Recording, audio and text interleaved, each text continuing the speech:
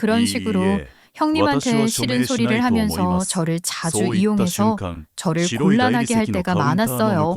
그렇다고 저를 예뻐한다거나 인정하는 것도 아니면서 형님 앞에서만 그러는 거죠. 저는 형님한테 싫은 소리를 하는 수단에 불과했고 그런 식으로 저와 형님 사이를 이간질하면서 저와 둘이 있을 때는 저를 무시하며 본색을 드러내기 시작했습니다. 너 내가 네 손이동서 앞에서 널 좀 죽여 세워줬다고 내가 널 인정하는 거라고 착각하지 마라. 혹시라도 그럴까봐 알려주는 거야. 네, 어머니. 제가 아직 부족한 게 많은 걸 잘 아는데요. 제가 더 잘할게요. 하물며 우리 집안에 어울리지도 않는 너 같은 걸 받아줬으니 노력이라도 해야 하는 게 당연하지. 잘난 네 손이동서 따라할 생각 말고 넌 지금처럼 고분고분하게 굴어. 제가 감히 어머님한테 어떻게 그러겠어요. 만에 하나 조금이라도 느슨해지면 내가 당장 나서서 쫓아내고 말 테니 그렇게 알아. 내 아들 이혼시키고 말지. 아휴, 내가 정말. 시모의 언어폭력으로 상처도 많이 받았지만 그렇다고 맞서서 반항할 수는 없었어요. 저만 참으면 된다고 생각했죠. 제가 잘하면 형님과의 사이도 회복할 수 있고 시모도 언젠가는 저를 받아주실 거라 믿었어요. 어떻게 이룬 가정인데요. 게다가 남편은 너무나 좋은 사람이고 제 아이에게도 화목한 가정 환경을 지켜주고 싶었던 것 같아요. 그렇게 아이 둘을 낳고 저도 엄마가 되었답니다. 그런데 여러분, 그게 희한한 거예요. 엄마가 되고 나니 내 아이들에게 못난 엄마이고 싶지 않다는 생각이 들었거든요. 애가 생기기 전에는 막연하게 내 아이에게 좋은 환경을 만들어주기 위해서 참으면 된다고 생각했는데 막상 애가 생기니까 늘 시모한테 무시당하고 며느리 대접도 못 받는 제 모습이 부끄러워지는 거예요. 그런 감정이 생기더라고요. 그런 제 마음을 자연스럽게 남편에게도 털어놓고 상의를 하기도 했죠. 물론 남편에게 시모 때문에 받는 스트레스에 대해서는 말할 수 없었지만 그래도 남편은 언제나 저의 가장 좋은 대화 상대였으니까요. 여보, 우리 애들은 엄마를 어떻게 생각할까? 좋은 엄마이고 싶은데 애들이 엄마는 아무것도 할 줄 아는 게 없는 사람이라고 생각하면 어떡해? 그게 무슨 소리야? 당신이 할 줄 아는 게 왜 없어? 당신처럼 완벽한 아내, 완벽한 엄마가 어디 있다고 그래? 당신은 이미 좋은 엄마야. 그런가? 여보, 나 애들한테 멋있게 보이고 싶은 모양이야. 형님처럼 대단하고 근사한 사람까지는 아니어도 그래도 뭔가 나도 애들한테 자랑스럽게 보일 수 있는 게 있으면 좋겠다는 생각을 하게 되는 것 같아. 그래? 그럼 뭐 당신이 즐겁게 잘할 수 있는 걸 한번 찾아보자. 공부를 해보는 건 어때? 싫어. 나 학교 다닐 때도 공부하기 싫어했어. 형편이 안 돼서 대학 같은 건 꿈도 못 꾼 거지만 사실 공부도 안 했는데 뭐. 그럼 뭐가 좋을까? 꼭 책 들여다보는 공부가 아니어도 뭔가 배우고 싶은 것도 없어? 관심이 가거나 궁금한 건 내가 다른 건 몰라도 이 손재주는 좀 있는 편인데 그걸 살릴 수 있는 게 뭐가 있으면 좋을 것 같긴 해. 뭐가 있을까?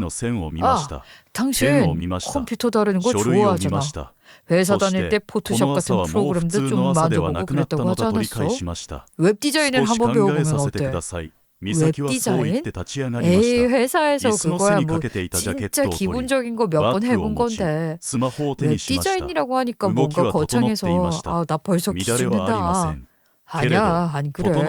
오늘부터 한번 천천히 찾아봐. 당신한테 잘 맞는 일일 것 같아. 남편의 조언을 듣고 인터넷 뒤지며 좀 알아보니 남편 말처럼 웹디자인이라는 게 장벽이 그리 높은 일은 아닌 것 같았어요. 그러다 보니 웹디자이너가 남아도는 것처럼 보이기도 하더라고요. 물론 그만큼 수요도 많은 것 같았지만 일의 강도가 높은 편인데 그에 비해 수입은 낮게 형성되어 있는 것 같기도 했어요. 그래도 일자리가 많다는 건 제게는 분명 매력적인 조건이었고 또 회사에 취직해서 출퇴근을 하는 게 아니더라도 프로그램만 구입하면 다른 초기 자본 없이 재택근무를 할 수 있다는 것도 큰 장점이라고 느껴졌어요. 그래서 도전해보기로 결심했죠. 국비 교육과정도 많아서 저도 그렇게 시작해보기로 했습니다. 제가 꿈을 찾기 위해 노력하는 것을 남편도 반가워하고 지지해줬으나 충분히 예상하실 수 있으시듯 시모는 그럴 리가 없었죠. 니가게 국비 교육 같은 거 대충 받으러 다니면서 배운 걸 뭘 제대로 써먹을 수나 있을 것 같아? 괜히 시간 낭비, 돈 낭비하지 말고 살림이나 잘해라. 그래서 우선 시작은 국비 교육과정으로 해보려고 해요. 그러니까 돈 낭비는 아니고 시간은 제가 자는 시간을 좀 줄이면 되죠 뭐. 걱정 마세요 어머니. 바깥 바람 쐬러 다닌다고 아주 신이 나니. 배우러 다닌답시고 살림살이 등한시했다가는 내 가만 안 있을 테니 그렇게 알아. 시모는 끝내 좋은 소리를 하진 않았지만 이번만큼은 저도 굽힐 수 없었기에 시모에게도 할 말 따박따박했죠. 근데 제 말이 다 맞잖아요. 그러니 시모도 계속 뭐라고 할 명분이 없으니 억지를 부리는데도 한계가 있고 저는 시모가 그러거나 말거나 확고한 제 의지를 그대로 밀고 나가 교육과정을 무사히 잘 마쳤답니다. 교육과정이 끝났다고 하니 시모는 기다렸다는 듯이 제대로 된 일도 아니고 벌어야 푼돈 몇 푼 버는 일 같지도 않은 일 한다고 헛짓하고 돌아다니지 말고 집안일을 더 열심히 하라면서 시댁 호출도 일부러 더 자주 하시는 거 있죠. 시모가 그럴수록 더 오기가 생기기도 해서 오히려 더 열심히 할 수 있었던 것 같아요. 학원 소개로 건당 진행하는 소소한 아르바이트 같은 것도 받아서 시작했거든요. 아직은 배우는 중이나 다름없으니 손에 익지 않아 작업 시간이 무지하게 오래 걸렸지만 그런 과정들이 고달프기보다는 재밌고 보람된 기분을 느끼게 해줬어요. 제가 생각하기에 태어나서 처음 알게 된 감정이 아닐까 해요. 그런 식의 성취감 같은 걸 느껴본 적이 없는 것 같거든요. 먹고 살기 위해 꾸역꾸역 일을 하던 시절에는 알 수도 없던 감정이었던 거예요. 아직 별 볼 일 없는 수준의 일들을 하고 있는 건데도 그런 희열을 느낄 수 있다니 앞으로가 더 기대되고 그래서 더 열심히 하게 되고 괜히 콧노래를 흥얼거리게 되고 그러더라고요. 그러니 시모가 작정하고 시키는 시집살이도 그쯤이야 얼마든지 해치울 수 있다. 그런 마음으로 했던 것 같아요. 그런데 제가 너무 신이 나 보였던 게 문제였던지 시모는 점점 더 심술을 부리는 겁니다. 예예, 너 지금 당장 여기 잠깐 왔다가 너희 형님 집에 좀 다녀와야겠다. 네? 지금이요? 무슨 일이신데요?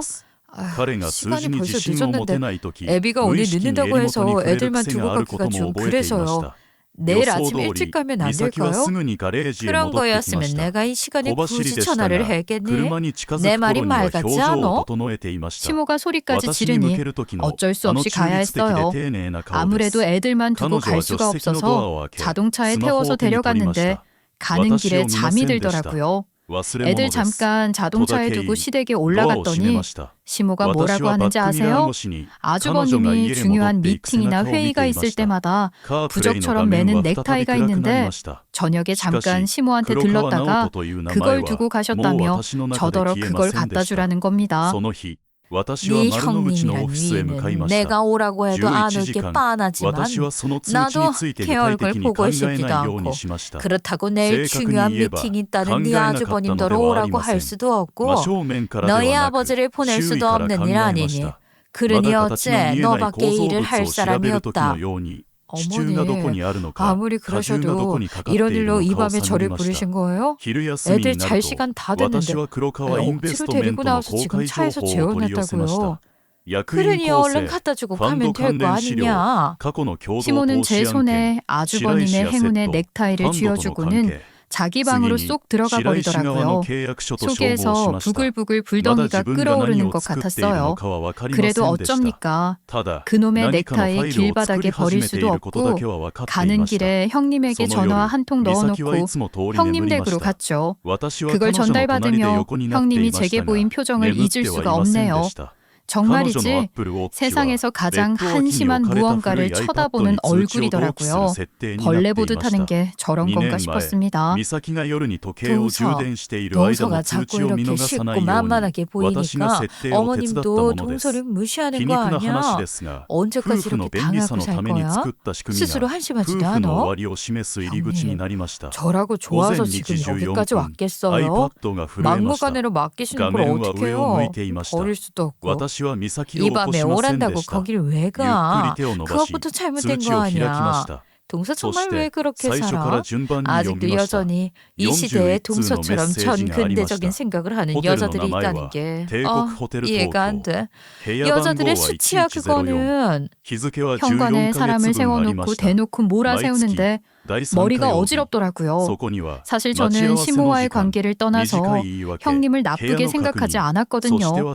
맨 처음 남편이 저랑 결혼하기 위해서 투쟁할 때도 아주버님과 형님이 많이 도와주셨다고 해서 그렇기도 했지만 언제나 자신만만한 형님이 멋있어서 좋기도 했어요.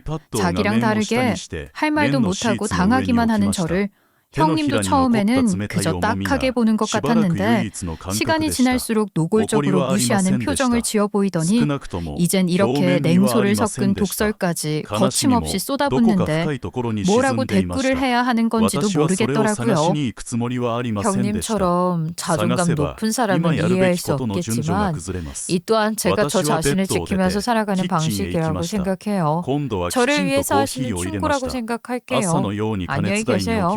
얼마든지 다른 방식들도 있을 텐데 제일 쉬우면서 제일 끔찍한 방법을 선택했다고 생각하진 않아.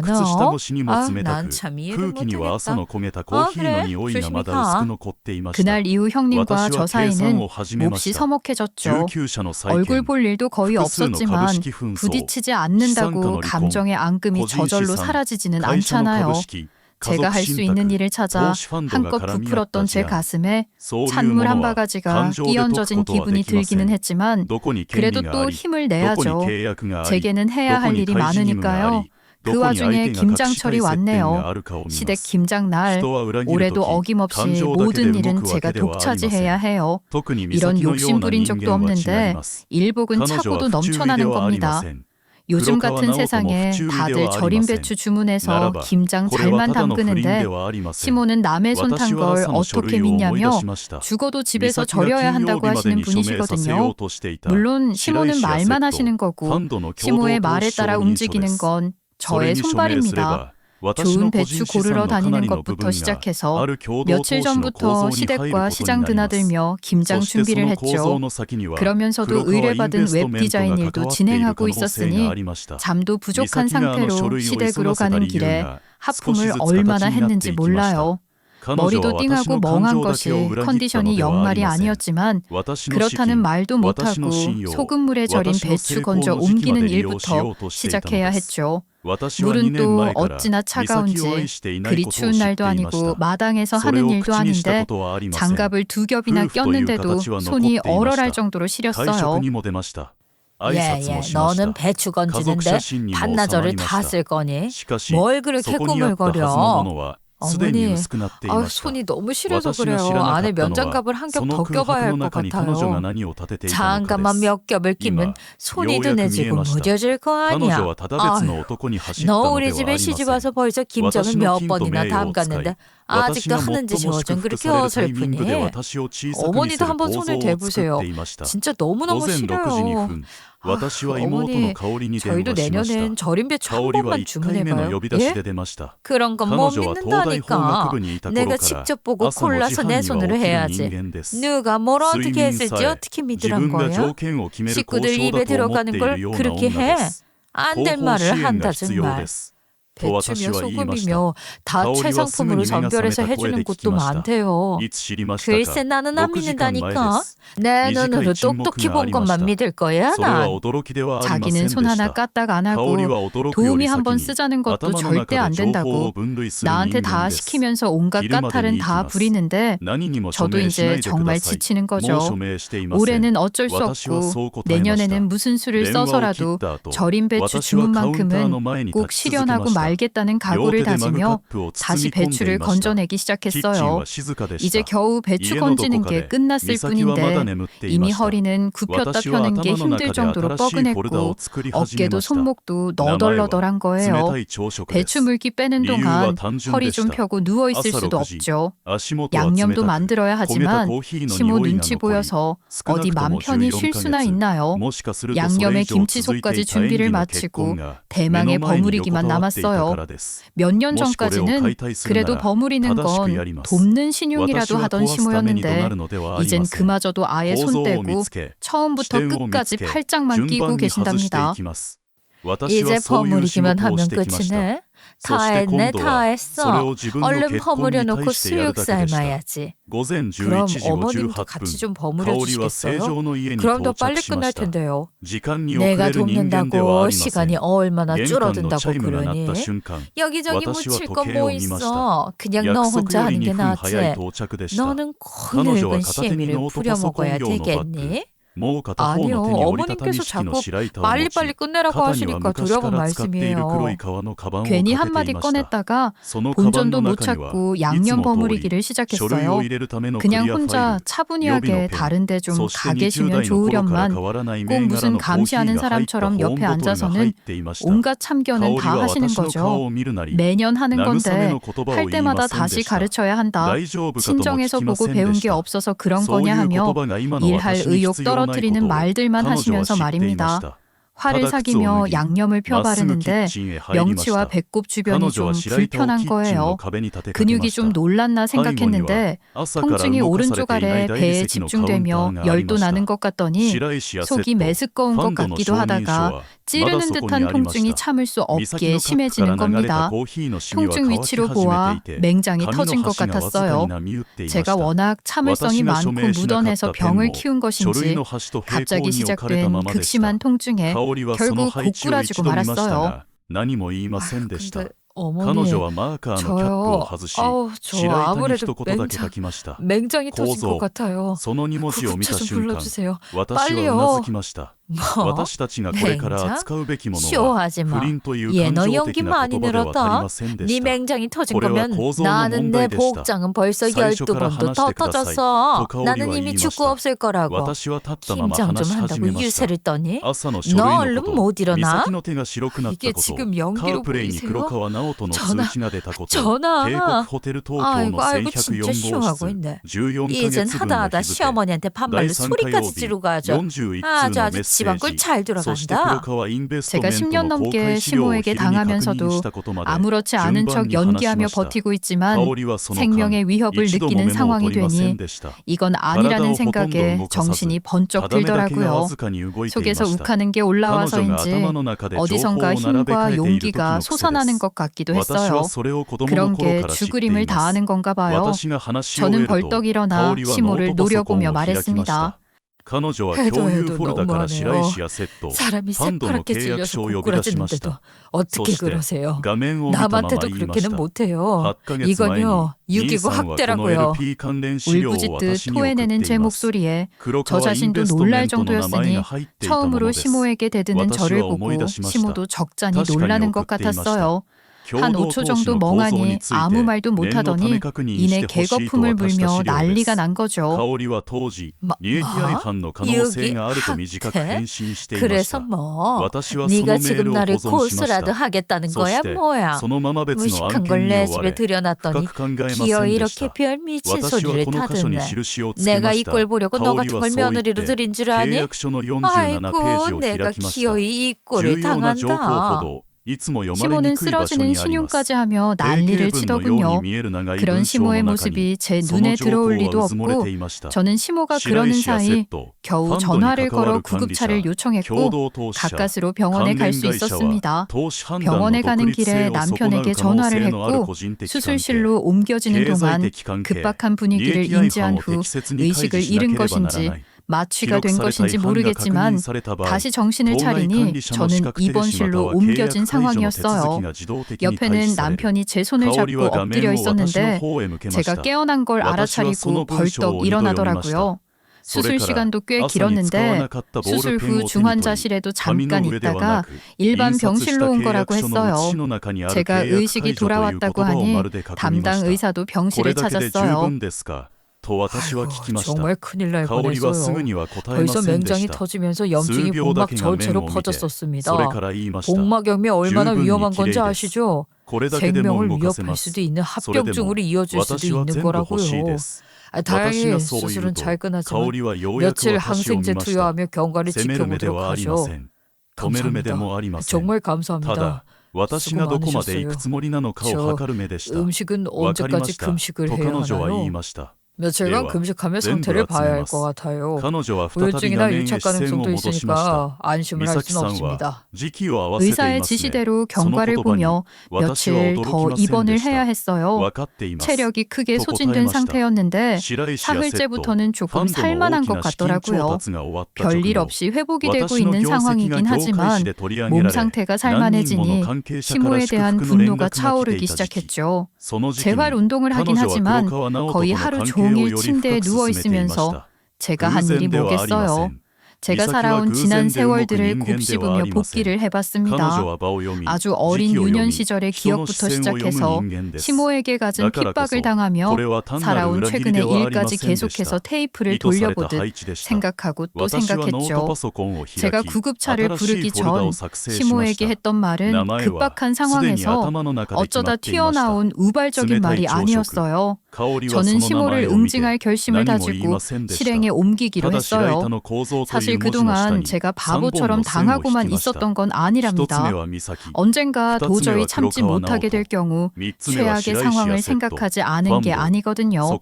그래서 시모의 학대를 기록도 하고 가능한 경우에는 녹음도 하고 있었죠. 시모와 둘만 있을 때는 거의 온갖 막말을 들었으니 항상 휴대폰 녹음 버튼을 눌러놓는 편이었어요. 맹장 터진 저를 방치하고 제가 애타게 도움을 요청하는데도 적절한 조치를 취하기는커녕 쇼하지 말라고 비아냥거리며 저를 모욕하던 그 순간들도 다 녹음이 되어 있었던 거예요. 저는 제 결심을 제일 먼저 남편에게 말했습니다. 여보, 나한테 궁금한 것도 많았을 텐데 다그치지 않고 기다려줘서 일단은 고마워. 이제 몸도 많이 좋아졌고 내 생각도 정리가 된 것 같아. 나 일단은 어머님을 용서할 수가 없어. 대체 어떻게 된 거야? 긴장하다 맹장이 터졌는데 왜 당신은 혼자 구급차를 타게 된 건지, 엄마는 뭘 한 건지. 엄마는 당신한테 들으라고만 하고 당신은 아무 말을 안 해주니까 나도 정말 답답했어. 무슨 일이 있었던 거야?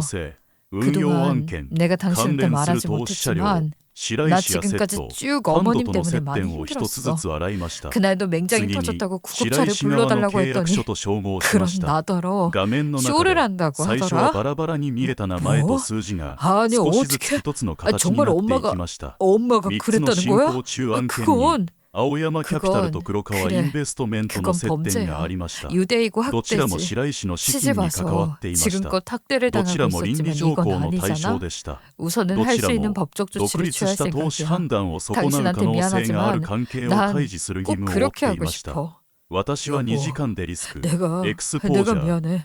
당신이 그런 지옥 속에 사는 것도 모르고 나는 내가 당신을 정말 행복하게 해주고 있는 줄로만 알았어. 미안해. 정말 미안해. 시모의 행동이 워낙 비상식적이었으니 남편은 비롯한 다른 가족들의 공감대를 얻는 것은 제가 생각했던 것보다 훨씬 쉬웠어요. 시모의 행동은 유기죄와 학대, 부작위에 의한 상해 혐의도 검토할 수 있다고 하더라고요. 시모의 방치로 시간이 더 지체되어 복막염이 정말 심각한 상황으로 번졌으면 생명이 위험해졌을 수도 있었다잖아요. 정말 끔찍한 일이 일어날 수도 있었던 겁니다. 저는 형사고소에 만족하지 않고 민사소송으로 시모에게 정신적, 육체적 손해배상과 위자료 청구도 했고 물론 승소했죠. 시모의 행동은 법적 처벌을 떠나 심각한 방치였습니다. 가족들 모두 내 편을 드니 시모는 나에게 용서를 구하는 신용을 하더라고요. 법정에서도 법정 밖에서도 시모는 제게 같은 말을 했어요. 아유, 예. 미안하구나. 나는 정말 그렇게 심각한 상황이라고 생각을 못했다. 법정까지 가서 처분도 받았으니 용서해다오. 아유, 미안하다. 어머님이 저지른 일이 벌을 받고 보상을 한다고 해서 바로 신뢰 회복이 이루어질 수 있는 정도의 일이 아니잖아요. 그리고 저는 지금도 어머님 말에서 진심을 느낄 수가 없어요. 솔직히 이렇게 마주하는 것도 원하지 않다고요. 저는 시모와 심리적, 물리적 거리를 두고 감정적으로 단호함을 유지하고 싶었어요. 이때 남편만큼이나 제게 큰 힘이 되어준 사람은 바로 형님이었답니다. 제가 입원해 있는 동안 형님이 딱 한 번 저희 집에 가서 애들 밥을 챙겨준 적이 있었는데 그때 제가 웹 디자인 작업에 진심을 다하며 열심히 노력하고 있는 흔적들을 보셨던 것 같더라고요. 아유, 동서, 솔직히 나 너무 놀랐어. 난 동서가 그런 공부를 한 것도 몰랐고 그렇게 열심히 연습하고 준비하고 있는 것도 몰랐어. 모르시는 게 당연하죠. 제가 말씀을 드린 적도 없고 자주 왕래라는 사이도 아니었던걸요. 그러니까 말이야. 내가 잘 알지도 못하면서 어이없는 소리를 한 것 같아. 동서를 아무것도 안 하고 수동적으로 체념만 하는 사람 취급했던 거 정말 진심으로 미안해, 반성해. 나야말로 아무것도 모르는 멍청이였으면서 동서 탓만 했더라. 야속하기도 했지만 형님 입장에서는 그러셨을 만하다고 생각해요. 이해한다고요. 그러니까 형님도 잊어버리세요. 동서 정말 대단하다. 난 그렇게 못했을 것 같아. 정말 장하고 멋있어. 응원할게. 동서는 반드시 해낼 사람이야. 난 동서 믿어. 세상에. 형님한테 그런 얘기 들으니까 저 지금 당장 뭐라도 막 된 것 같아요. 힘이 막 나는 것 같아요. 시모는 제게 금전적 보상을 해주면서 시부한테도 찍소리 못하는 입장이 되었고 가족들 중 누구도 시모의 입장을 공감하고 이해하는 사람은 없었어요. 온 집안을 호령하는 기세등등하던 시모는 이제 이빨 빠진 호랑이가 되었고 다른 가족들이 단합이라도 한 듯 시모를 투명인간 취급을 했으니 완전히 고립된 거죠. 시모는 이제 제 협조 없이는 가족 안에서 인간 취급도 못 받는 존재가 된 거예요. 이전까지 시댁에서 시모의 말이 곧 법이었고 저는 그 법에 가장 충실하게 복종했던 사람이었는데 전세가 완전히 역전된 거죠. 제가 시모에게 그랬듯이 이젠 시모가 제게 제가 원하는 건 뭐든지 다 하겠다고 하는 상황이 됐다고 할 수 있을 거예요. 시모는 안방에서 쫓겨나 작은 방에서 혼자 지냈고 시댁에서 가족들이 모이는 날에도 가족들과 같은 식탁에 앉을 수 없었어요. 가족들 식사가 끝나면 조용히 나와 설거지를 하고 자기 밥을 챙겨 방으로 가져가곤 했습니다. 그날도 시모는 식구들 식사가 끝나길 기다려 설거지를 하더라고요. 누구도 그렇게 하라고 시킨 사람은 없어요. 시모가 나서서 한 일이고 누구도 말리지 않았던 것뿐이죠. 설거지를 하던 시모가 컵을 깨면서 손을 베었는지 소리를 지르며 피가 뚝뚝 떨어지는 손을 들고 거실로 뛰쳐나오는 거예요. 뭐죠? 지금 뭐 하시는 거예요? 내가 다쳐서 그래. 좀 도와다오. 구급상자에서 이야기라도 좀 꺼내줄 수 없겠니? 저는 맹장이 터진 상황에서도 제 손으로 직접 구급차를 넣어서 수시를 들어갔는데 그깟 유리 조각에 살짝 벤 걸로 이 호들갑을 떠시는 겁니까? 제가 흥분해서 소리를 지르니 시모는 조용히 구급상자를 챙겨 자기 방으로 들어가더군요. 얼핏 시모의 눈가에 눈물이 고이는 걸 봤지만 그런 시모가 안쓰럽다는 생각은 전혀 들지 않았어요. 제가 겪은 참담함에 비하며 시모의 지옥은 아직 호사스럽다 느껴지기만 하거든요. 시모는 아직도 제가 당한 것들을 제대로 이해하지 못하고 있는 것 같아요. 그런 일들을 지속적으로 겪으며 시모는 우리가 얼마나 다른 위치에 서게 되었는지를 느끼게 될 겁니다. 시모뿐이 아니죠. 오죽하면 애들 눈에도 그런 게 다 보이는지 손주들에게도 무시당하고 초라한 천덕꾸러기 노인네가 된 시모. 그러나 아직도 멀었다고 말해주고 싶네요. 어쩌면 시모는 끝까지 제가 겪은 일들, 제가 당한 몸열감을 이해하지 못할지도 모르죠.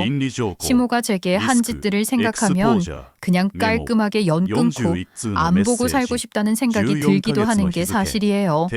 그렇다고 집에서 내쫓을 수도 없고 차라리 지금처럼 모든 것을 잃고 제게 외존할 수밖에 없는 시모의 상황을 이용해 제가 누릴 것을 누리는 것도 나쁘지 않겠다는 생각을 하게 됐어요.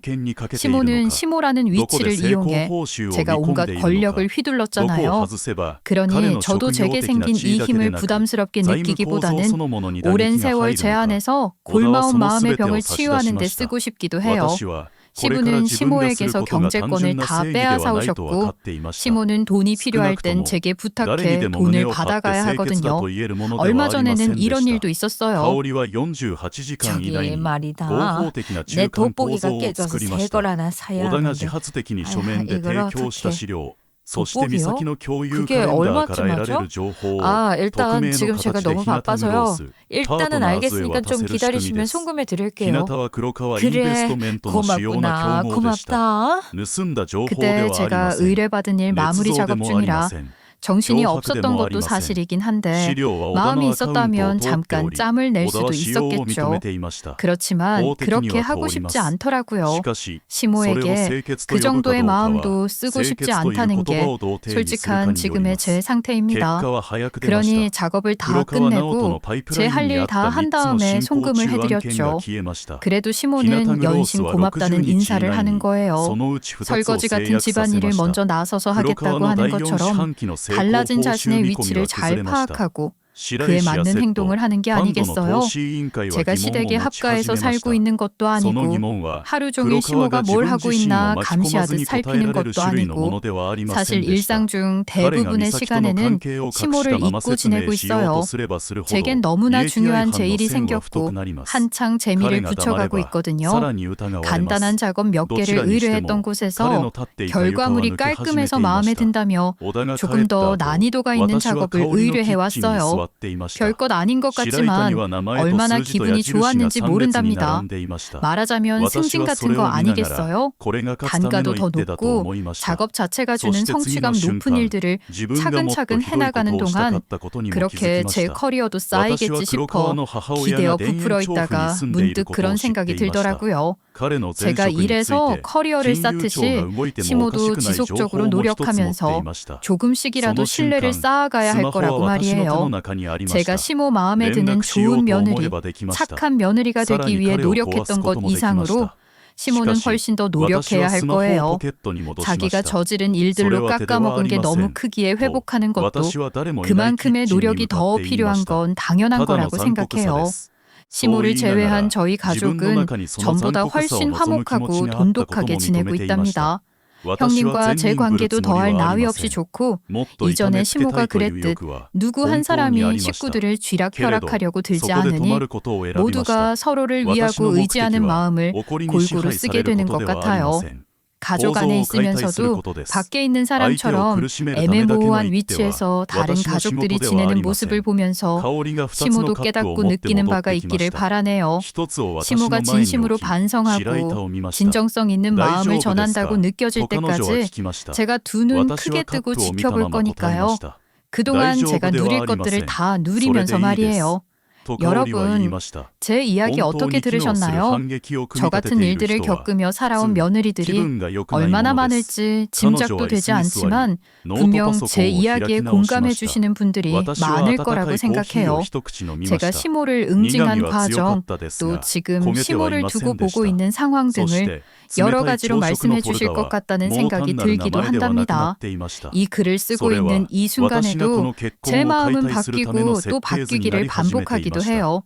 감정이란 것이 때론 이렇게 간사하고 복잡하고 어려운 거잖아요. 제 나름대로 결론을 내린 것은 이래요. 감정을 상대로 정답을 찾겠다고 길을 쓰고 덤비는 게 무모하다는 거예요. 물 흐르듯 자연스럽게 길을 터주고 감정이 나아가는 대로 따라가는 것도 좋은 방법일 수 있다고 생각하며 조금은 편해질 수 있었어요. 그런 식으로 형님한테 싫은 소리를 하면서 저를 자주 이용해서 저를 곤란하게 할 때가 많았어요. 그렇다고 저를 예뻐한다거나 인정하는 것도 아니면서 형님 앞에서만 그러는 거죠.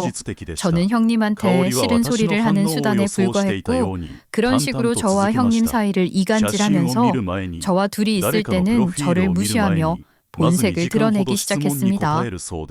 너 내가 네 손이동서 앞에서 널 좀 죽여 세워줬다고 내가 널 인정하는 거라고 착각하지 마라. 혹시라도 그럴까봐 알려주는 거야. 네, 어머니. 제가 아직 부족한 게 많은 걸 잘 아는데요. 제가 더 잘할게요. 하모렴. 우리 집안에 어울리지도 않는 너 같은 걸 받아줬으니 노력이라도 해야 하는 게 당연하지. 잘난 네 손이동서 따라할 생각 말고 넌 지금처럼 고분고분하게 굴어. 제가 감히 어머님한테 어떻게 그러겠어요. 만에 하나 조금이라도 느슨해지면 내가 당장 나서서 쫓아내고 말 테니 그렇게 알아. 내 아들 이혼시키고 말지. 내가 정말. 시모의 언어폭력으로 상처도 많이 받았지만 그렇다고 맞서서 반항할 수는 없었어요. 저만 참으면 된다고 생각했죠. 제가 잘하면 형님과의 사이도 회복할 수 있고 시모도 언젠가는 저를 받아주실 거라 믿었어요. 어떻게 이룬 가정인데요. 게다가 남편은 너무나 좋은 사람이고 제 아이에게도 화목한 가정 환경을 지켜주고 싶었던 것 같아요. 그렇게 아이 둘을 낳고 저도 엄마가 되었답니다. 그런데 여러분, 그게 희한한 거예요. 엄마가 되고 나니 내 아이들에게 못난 엄마이고 싶지 않다는 생각이 들었거든요. 애가 생기기 전에는 막연하게 내 아이에게 좋은 환경을 만들어주기 위해서 참으면 된다고 생각했는데 막상 애가 생기니까 늘 시모한테 무시당하고 며느리 대접도 못 받는 제 모습이 부끄러워지는 거예요. 그런 감정이 생기더라고요. 그런 제 마음을 자연스럽게 남편에게도 털어놓고 상의를 하기도 했죠. 물론 남편에게 시모 때문에 받는 스트레스에 대해서는 말할 수 없었지만 그래도 남편은 언제나 저의 가장 좋은 대화 상대였으니까요. 여보, 우리 애들은 엄마를 어떻게 생각할까? 좋은 엄마이고 싶은데 애들이 엄마는 아무것도 할 줄 아는 게 없는 사람이라고 생각하면 어떡해? 그게 무슨 소리야? 당신이 할 줄 아는 게 왜 없어? 당신처럼 완벽한 아내, 완벽한 엄마가 어디다고 그래? 당신은 이미 좋은 엄마야. 그런가? 여보, 나 애들한테 멋있게 보이고 싶은 모양이야. 형님처럼 대단하고 근사한 사람까지는 아니어도 그래도 뭔가 나도 애들한테 자랑스럽게 보일 수 있는 게 있으면 좋겠다는 생각을 하게 되는 것 같아. 그래? 그럼 뭐 당신이 즐겁게 잘할 수 있는 걸 한번 찾아보자. 공부를 해보는 건 어때? 싫어. 나 학교 다닐 때도 공부하기 싫어했어. 형편이 안 돼서 대학 같은 건 꿈도 못 꾼 거지만 사실 공부도 안 했는데 뭐. 그럼 뭐가 좋을까? 꼭 책 들여다보는 공부가 아니어도 뭔가 배우고 싶은 것도 없어? 관심이 가거나 궁금한 건 내가 다른 건 몰라도 이 손재주는 좀 있는 편인데 그걸 살릴 수 있는 게 뭐가 있으면 좋을 것 같긴 해. 뭐가 있을까? 당신 컴퓨터 다루는 거 좋아하잖아. 회사 다닐 때 포토샵 같은 프로그램도 좀 만져보고 그랬다고 하지 않았어? 웹디자인을 한번 배워보면 어때? 웹디자인? 에이, 회사에서 그거야 뭐 진짜 기본적인 거 몇 번 해본 건데 웹디자인이라고 하니까 뭔가 거창해서 나 벌써 기죽는다. 아니야, 안 그래. 오늘부터 한번 천천히 찾아봐. 당신한테 잘 맞는 일일 것 같아. 남편의 조언을 듣고 인터넷 뒤지며 좀 알아보니 남편 말처럼 웹디자인이라는 게 장벽이 그리 높은 일은 아닌 것 같았어요. 그러다 보니 웹디자이너가 남아도는 것처럼 보이기도 하더라고요. 물론 그만큼 수요도 많은 것 같았지만 일의 강도가 높은 편인데 그에 비해 수입은 낮게 형성되어 있는 것 같기도 했어요. 그래도 일자리가 많다는 건 제게는 분명 매력적인 조건이었고 또 회사에 취직해서 출퇴근을 하는 게 아니더라도 프로그램만 구입하면 다른 초기 자본 없이 재택근무를 할 수 있다는 것도 큰 장점이라고 느껴졌어요. 그래서 도전해보기로 결심했죠. 국비 교육 과정도 많아서 저도 그렇게 시작해보기로 했습니다. 제가 꿈을 찾기 위해 노력하는 것을 남편도 반가워하고 지지해줬으나 충분히 예상하실 수 있으시듯 시모는 그럴 리가 없었죠. 니가게 국비 교육 같은 거 대충 받으러 다니면서 배운 걸 뭘 제대로 써먹을 수나 있을 것 같아. 괜히 시간 낭비, 돈 낭비하지 말고 살림이나 잘해라. 그래서 우선 시작은 국비 교육 과정으로 해보려고 해요. 그러니까 돈 낭비는 아니고 시간은 제가 자는 시간을 좀 줄이면 되죠 뭐. 걱정 마세요 어머니. 바깥 바람 쐬러 다닌다고 아주 신이 나니. 배우러 다닌답시고 살림살이 등한시했다가는 내 가만 안 있을 테니 그렇게 알아. 시모는 끝내 좋은 소리를 하진 않았지만 이번만큼은 저도 굽힐 수 없었기에 시모에게도 할 말 따박따박했죠. 근데 제 말이 다 맞잖아요. 그러니 시모도 계속 뭐라고 할 명분이 없으니 억지를 부리는데도 한계가 있고 저는 시모가 그러거나 말거나 확고한 제 의지를 그대로 밀고 나가 교육과정을 무사히 잘 마쳤답니다. 교육과정이 끝났다고 하니 시모는 기다렸다는 듯이 제대로 된 일도 아니고 벌어야 푼돈 몇 푼 버는 일 같지도 않은 일 한다고 헛짓하고 돌아다니지 말고 집안일을 더 열심히 하라면서 시댁 호출도 일부러 더 자주 하시는 거 있죠. 시모가 그럴수록 더 오기가 생기기도 해서 오히려 더 열심히 할 수 있었던 것 같아요. 학원 소개로 건당 진행하는 소소한 아르바이트 같은 것도 받아서 시작했거든요. 아직은 배우는 중이나 다름없으니 손에 익지 않아 작업 시간이 무지하게 오래 걸렸지만 그런 과정들이 고달프기보다는 재밌고 보람된 기분을 느끼게 해줬어요. 제가 생각하기에 태어나서 처음 알게 된 감정이 아닐까 해요. 그런 식의 성취감 같은 걸 느껴본 적이 없는 것 같거든요. 먹고 살기 위해 꾸역꾸역 일을 하던 시절에는 알 수도 없던 감정이었던 거예요. 아직 별 볼 일 없는 수준의 일들을 하고 있는 건데도 그런 희열을 느낄 수 있다니 앞으로가 더 기대되고 그래서 더 열심히 하게 되고 괜히 콧노래를 흥얼거리게 되고 그러더라고요.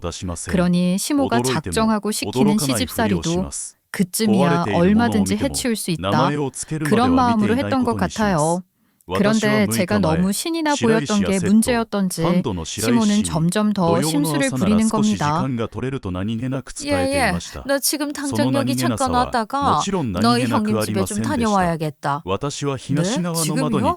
무슨 일이신데요? 시간이 벌써 늦었는데 애비가 오늘 늦는다고 해서 애들만 두고 가기가 좀 그래서요. 내일 아침 일찍 가면 안 될까요? 그런 거였으면 내가 이 시간에 굳이 전화를 했겠니? 내 말이 말 같지 않아? 시모가 소리까지 지르니 어쩔 수 없이 가야 했어요. 아무래도 애들만 두고 갈 수가 없어서 자동차에 태워서 데려갔는데 가는 길에 잠이 들더라고요. 애들 잠깐 자동차에 두고 시댁에 올라갔더니 시모가 뭐라고 하는지 아세요? 아주버님이 중요한 미팅이나 회의가 있을 때마다 부적처럼 매는 넥타이가 있는데 저녁에 잠깐 시모한테 들렀다가 그걸 두고 가셨다며 저더러 그걸 갖다 주라는 겁니다. 네 형님이란 위는 내가 오라고 해도 안 올 게 뻔하지만 나도 걔 얼굴 보고 싶지도 않고 그렇다고 내일 중요한 미팅 있다는 네 아주버님더러 오라고 할 수도 없고 너희 아버지를 보낼 수도 없는 일 아니니 그러니 어째 너밖에 일을 할 사람이 없다. 어머니 아무리 그러셔도 이런 일로 이 밤에 저를 부르신 거예요? 애들 잘 시간 다 됐는데 억지로 데리고 나와서 지금 차에서 재워놨다고요. 그러니 얼른 갖다 주고 가면 될 거 아니냐.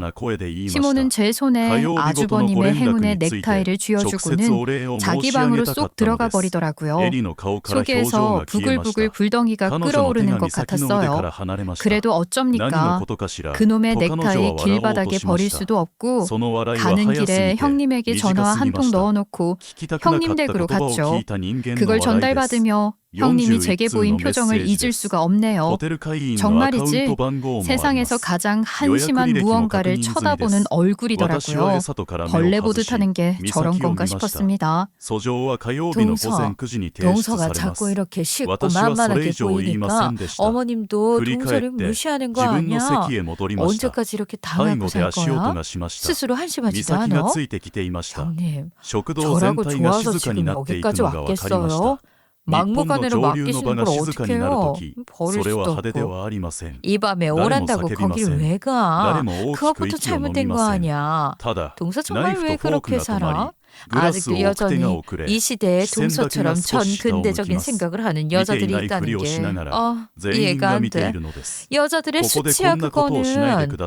현관에 사람을 세워놓고 대놓고 몰아세우는데 머리가 어지럽더라고요.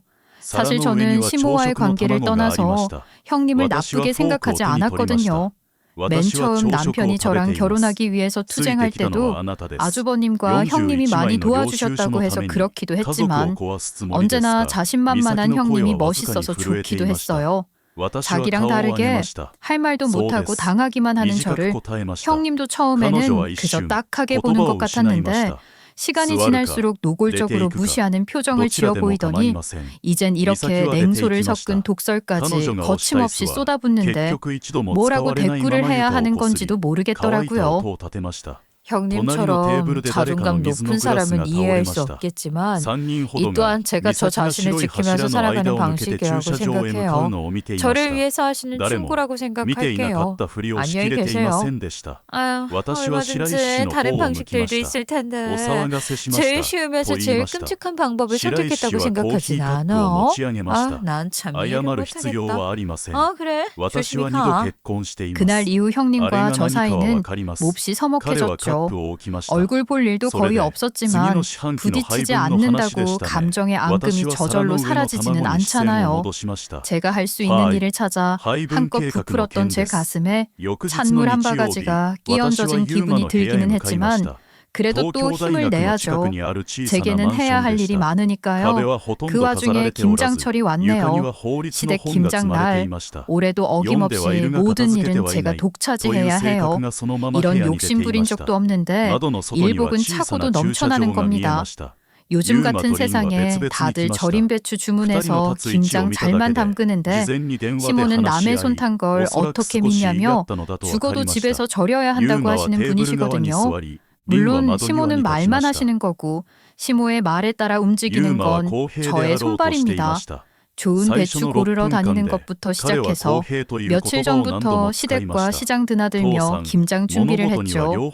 그러면서도 의뢰받은 웹 디자인 일도 진행하고 있었으니 잠도 부족한 상태로 시댁으로 가는 길에 하품을 얼마나 했는지 몰라요. 머리도 띵하고 멍한 것이 컨디션이 영말이 아니었지만 그렇다는 말도 못하고 소금물에 절인 배추 건져 옮기는 일부터 시작해야 했죠. 물은 또 어찌나 차가운지 그리 추운 날도 아니고 마당에서 하는 일도 아닌데 장갑을 2겹이나 꼈는데도 손이 얼얼할 정도로 시렸어요.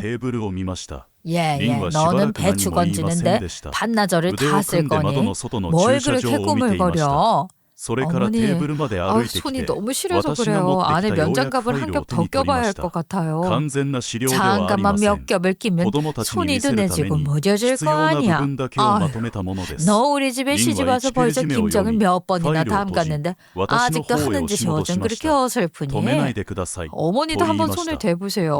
진짜 너무너무 시려요. 어머니, 저희도 내년엔 절임 배추 한 번만 주문해봐요. 예? 그런 건 못 믿는다니까. 내가 직접 보고 골라서 내 손으로 해야지. 누가 뭘 어떻게 했을지 어떻게 믿으란 거야? 식구들 입에 들어가는 걸 그렇게 해? 안 될 말을 한다 정말. 배추며 소금이며 다 최상품으로 선별해서 해주는 곳도 많대요. 글쎄 나는 안 믿는다니까. 내 눈으로 똑똑히 본 것만 믿을 거야 난. 자기는 손 하나 까딱 안 하고 도우미 한번 쓰자는 것도 절대 안 된다고 나한테 다 시키면서 온갖 까탈은 다 부리는데 저도 이제 정말 지치는 거죠. 올해는 어쩔 수 없고 내년에는 무슨 수를 써서라도 절인 배추 주문만큼은 꼭 실현하고 말겠다는 각오를 다지며 다시 배추를 건져내기 시작했어요. 이제 겨우 배추 건지는 게 끝났을 뿐인데 이미 허리는 굽혔다 펴는 게 힘들 정도로 뻐근했고 어깨도 손목도 너덜너덜한 거예요. 배추 물기 빼는 동안 허리 좀 펴고 누워있을 수도 없죠. 양념도 만들어야 하지만 시모 눈치 보여서 어디 맘 편히 쉴 수나 있나요? 양념에 김치속까지 준비를 마치고 대망의 버무리기만 남았어요. 몇 년 전까지는 그래도 버무리는 건 돕는 신용이라도 하던 시모였는데 이젠 그마저도 아예 손 떼고 처음부터 끝까지 팔짱만 끼고 계신답니다. 이제 버무리기만 하면 끝이네. 다 했네, 다 했어. 얼른 버무려 놓고 수육 삶아야지. 그럼 어머님도 같이 좀 버무려 주시겠어요? 그럼 더 빨리 끝날 텐데요. 내가 돕는다고 시간이 얼마나 줄어든다고 그러니? 여기저기 묻힐 거 뭐 있어. 그냥 너 혼자 하는 게 낫지. 너는 코늙은 시애미를 부려 먹어야 되겠니? 아니요, 어머님께서 자꾸 빨리빨리 끝내라고 하시니까 두려운 말씀이에요. 괜히 한마디 꺼냈다가 본전도 못 찾고 양념 버무리기를 시작했어요. 그냥 혼자 차분히하게 다른데 좀 가 계시면 좋으련만 꼭 무슨 감시하는 사람처럼 옆에 앉아서는 온갖 참견은 다 하시는 거죠. 매년 하는 건데 할 때마다 다시 가르쳐야 한다. 친정에서 보고 배운 게 없어서 그런 거냐 하며 일할 의욕 떨어뜨리는 말들만 하시면서 말입니다. 활을 사귀며 양념을 펴 바르는데 명치와 배꼽 주변이 좀 불편한 거예요. 근육이 좀 놀랐나 생각했는데 통증이 오른쪽 아래 배에 집중되며 열도 나는 것 같더니 속이 메스꺼운 것 같기도 하다가 찌르는 듯한 통증이 참을 수 없게 심해지는 겁니다. 통증 위치로 보아 맹장이 터진 것 같았어요. 제가 워낙 참을성이 많고 무던해서 병을 키운 것인지 갑자기 시작된 극심한 통증에 결국 곡구라지고 말았어요. 근데 어머니, 저요. 저 아무래도 맹장이 터진 것 같아요. 구급차 좀 불러주세요. 빨리요. 맹장? 쇼하지 마. 얘 너 연기 많이 늘었다. 네 맹장이 터진 거면 나는 내 복장은 벌써 12번도 더 터졌어. 나는 이미 죽고 없을 거라고. 긴장 좀 한다고 유세를 떠니? 너 얼른 못 일어나? 이게 지금 연기로 보이세요? 전화. 아이고 진짜 쇼하고 있네.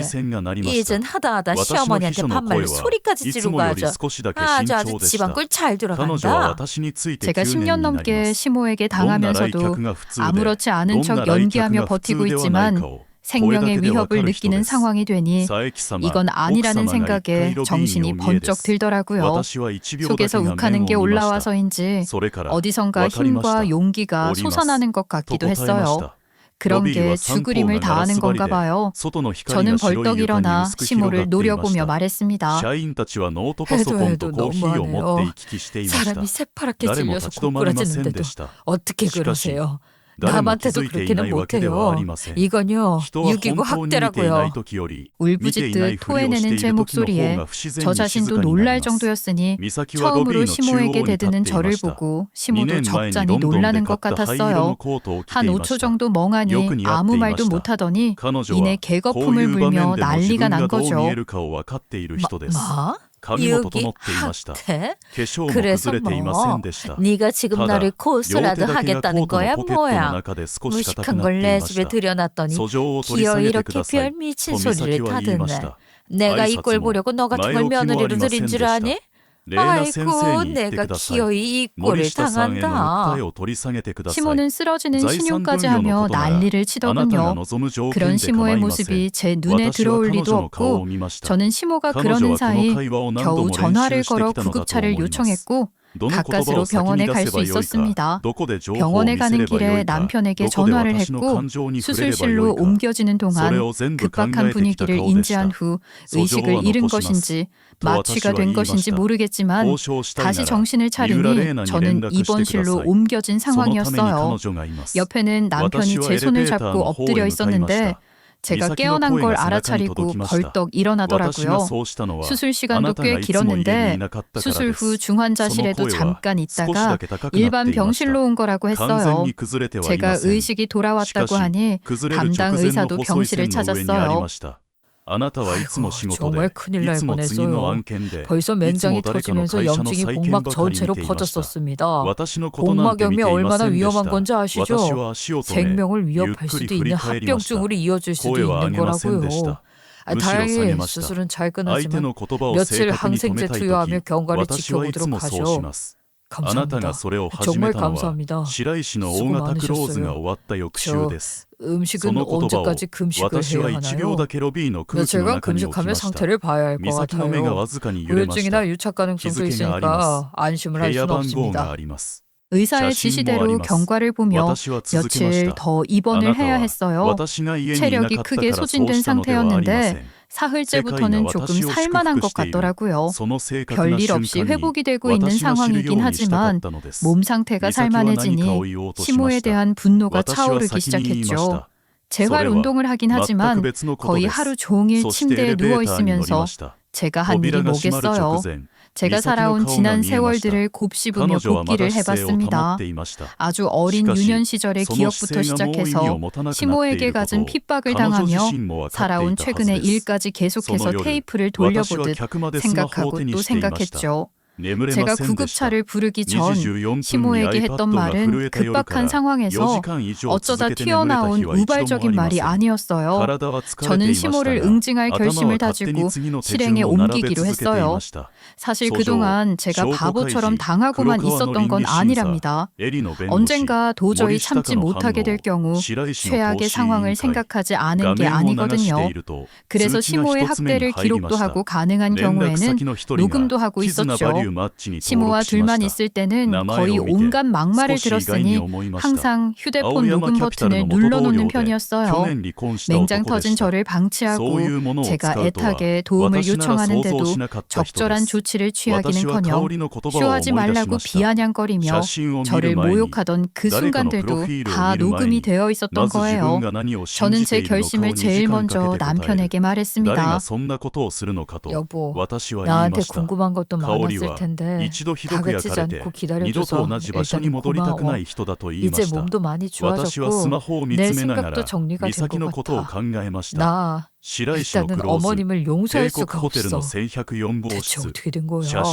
김장하다 맹장이 터졌는데 왜 당신 혼자 구급차를 타게 된 건지, 엄마는 뭘 한 건지. 엄마는 당신한테 들으라고만 하고 당신은 아무 말을 안 해주니까 나도 정말 답답했어. 무슨 일이 있었던 거야? 그동안 내가 당신한테 말하지 못했지만 나 지금까지 쭉 어머님 때문에 많이 힘들었어. 그날도 맹장이 터졌다고 구급차를 불러달라고 했더니 그런 나더러 쇼를 한다고 하더라? 뭐? 아니 어떻게? 정말 엄마가 그랬다는 거야? 그건 범죄야. 유대이고 학대지. 시집 와서 지금껏 학대를 당하고 있었지만 이건 아니잖아. 우선은 할 수 있는 법적 조치를 취할 생각이야. 당신한테 미안하지만 난 꼭 그렇게 하고 싶어. 여보, 내가 미안해. 당신이 그런 지옥 속에 사는 것도 모르고 나는 내가 당신을 정말 행복하게 해주고 있는 줄로만 알았어. 미안해. 정말 미안해. 시모의 행동이 워낙 비상식적이었으니 남편은 비롯한 다른 가족들의 공감대를 얻는 것은 제가 생각했던 것보다 훨씬 쉬웠어요. 시모의 행동은 유기죄와 학대, 부작위에 의한 상해 혐의도 검토할 수 있다고 하더라고요. 시모의 방치로 시간이 더 지체되어 복막염이 정말 심각한 상황으로 번졌으면 생명이 위험해졌을 수도 있었다잖아요. 정말 끔찍한 일이 일어날 수도 있었던 겁니다. 저는 형사고소에 만족하지 않고 민사소송으로 시모에게 정신적, 육체적 손해배상과 위자료 청구도 했고 물론 승소했죠. 시모의 행동은 법적 처벌을 떠나 심각한 방치였습니다. 가족들 모두 내 편을 드니 시모는 나에게 용서를 구하는 신용을 하더라고요. 법정에서도 법정 밖에서도 시모는 제게 같은 말을 했어요. 아유, 미안하구나. 나는 정말 그렇게 심각한 상황이라고 생각을 못했다. 법정까지 가서 처분도 받았으니 용서해다오. 아유, 미안하다. 어머님이 저지른 일이 벌을 받고 보상을 한다고 해서 바로 신뢰회복이 이루어질 수 있는 정도의 일이 아니잖아요. 그리고 저는 지금도 어머님 말에서 진심을 느낄 수가 없어요. 솔직히 이렇게 마주하는 것도 원하지 않다고요. 저는 시모와 심리적, 물리적 거리를 두고 감정적으로 단호함을 유지하고 싶었어요. 이때 남편만큼이나 제게 큰 힘이 되어준 사람은 바로 형님이었답니다. 제가 입원해 있는 동안 형님이 딱 한 번 저희 집에 가서 애들 밥을 챙겨준 적이 있었는데 그때 제가 웹디자인 작업에 진심을 다하며 열심히 노력하고 있는 흔적들을 보셨던 것 같더라고요. 아유, 동서, 솔직히 나 너무 놀랐어. 난 동서가 그런 공부를 한 것도 몰랐고 그렇게 열심히 연습하고 준비하고 있는 것도 몰랐어. 모르시는 게 당연하죠. 제가 말씀을 드린 적도 없고 자주 왕래를 하는 사이도 아니었던 걸요. 그러니까 말이야. 내가 잘 알지도 못하면서 어이없는 소리를 한 것 같아. 동서를 아무것도 안 하고 수동적으로 체념만 하는 사람 취급했던 거 정말 진심으로 미안해 반성해. 나야말로 아무것도 모르는 멍청이였으면서 동서 탓만 했더라. 야속하기도 했지만 형님 입장에서는 그러셨을 만하다고 생각해요. 이해한다고요. 그러니까 형님도 잊어버리세요. 동서 정말 대단하다. 난 그렇게 못했을 것 같아. 정말 장하고 멋있어. 응원할게. 동서는 반드시 해낼 사람이야. 난 동서 믿어. 세상에. 형님한테 그런 얘기 들으니까 저 지금 당장 뭐라도 막 된 것 같아요. 힘이 막 나는 것 같아요. 시모는 제게 금전적 보상을 해주면서 시부한테도 찍소리 못하는 입장이 되었고 가족들 중 누구도 시모의 입장을 공감하고 이해하는 사람은 없었어요. 온 집안을 호령하는 기세등등하던 시모는 이제 이빨 빠진 호랑이가 되었고 다른 가족들이 단합이라도 한 듯 시모를 투명인간 취급을 했으니 완전히 고립된 거죠. 시모는 이제 제 협조 없이는 가족 안에서 인간 취급도 못 받는 존재가 된 거예요. 이전까지 시댁에서 시모의 말이 곧 법이었고 저는 그 법에 가장 충실하게 복종했던 사람이었는데 전세가 완전히 역전된 거죠. 제가 시모에게 그랬듯이 이젠 시모가 제게 제가 원하는 건 뭐든지 다 하겠다고 하는 상황이 됐다고 할 수 있을 거예요. 시모는 안방에서 쫓겨나 작은 방에서 혼자 지냈고 시댁에서 가족들이 모이는 날에도 가족들과 같은 식탁에 앉을 수 없었어요. 가족들 식사가 끝나면 조용히 나와 설거지를 하고 자기 밥을 챙겨 방으로 가져가곤 했습니다.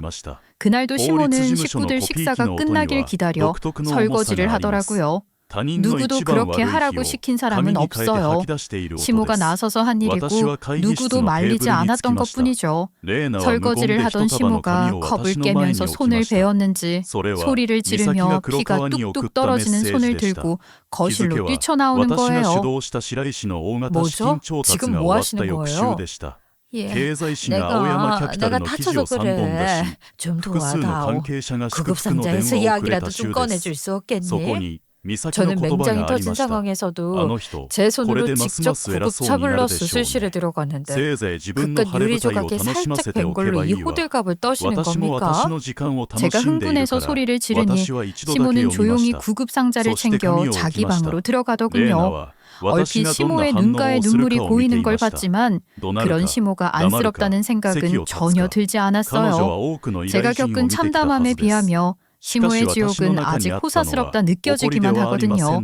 시모는 아직도 제가 당한 것들을 제대로 이해하지 못하고 있는 것 같아요. 그런 일들을 지속적으로 겪으며 시모는 우리가 얼마나 다른 위치에 서게 되었는지를 느끼게 될 겁니다. 시모뿐이 아니죠. 오죽하면 애들 눈에도 그런 게 다 보이는지 손주들에게도 무시당하고 초라한 천덕꾸러기 노인네가 된 시모. 그러나 아직도 멀었다고 말해주고 싶네요. 어쩌면 시모는 끝까지 제가 겪은 일들, 제가 당한 몸멸감을 이해하지 못할지도 모르죠. 시모가 제게 한 짓들을 생각하면 그냥 깔끔하게 연 끊고 안 보고 살고 싶다는 생각이 들기도 하는 게 사실이에요. 그렇다고 집에서 내쫓을 수도 없고 차라리 지금처럼 모든 것을 잃고 제게 외존할 수밖에 없는 시모의 상황을 이용해 제가 누릴 것을 누리는 것도 나쁘지 않겠다는 생각을 하게 됐어요. 시모는 시모라는 위치를 이용해 제가 온갖 권력을 휘둘렀잖아요. 그러니 저도 제게 생긴 이 힘을 부담스럽게 느끼기보다는 오랜 세월 제 안에서 골마온 마음의 병을 치유하는 데 쓰고 싶기도 해요. 시부는 시모에게서 경제권을 다 빼앗아 오셨고 시모는 돈이 필요할 땐 제게 부탁해 돈을 받아가야 하거든요. 얼마 전에는 이런 일도 있었어요. 저기 말이다. 내 돋보기가 깨져서 새 걸 하나 사야 하는데 이걸 어떻게 돋보기요? 그게 얼마쯤 하죠? 일단 지금 제가 너무 바빠서요. 일단은 알겠으니까 좀 기다리시면 송금해 드릴게요. 그래, 고맙구나, 고맙다. 그때 제가 의뢰받은 일 마무리 작업 중이라 정신이 없었던 것도 사실이긴 한데 마음이 있었다면 잠깐 짬을 낼 수도 있었겠죠. 그렇지만 그렇게 하고 싶지 않더라고요. 시모에게 그 정도의 마음도 쓰고 싶지 않다는 게 솔직한 지금의 제 상태입니다. 그러니 작업을 다 끝내고 제 할 일 다 한 다음에 송금을 해드렸죠. 그래도 시모는 연신 고맙다는 인사를 하는 거예요. 설거지 같은 집안일을 먼저 나서서 하겠다고 하는 것처럼 달라진 자신의 위치를 잘 파악하고 그에 맞는 행동을 하는 게 아니겠어요?